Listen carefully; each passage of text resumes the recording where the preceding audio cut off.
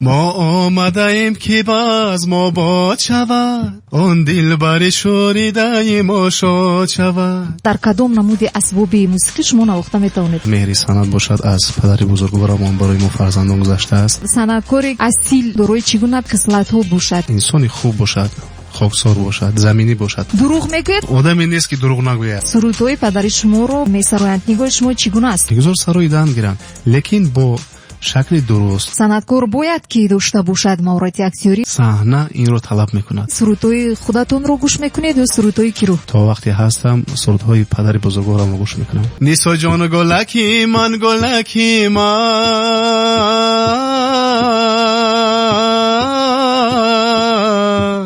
وای نیسا جان گل سرخ و سفید مقبولکی من نیسا وای گلکی من.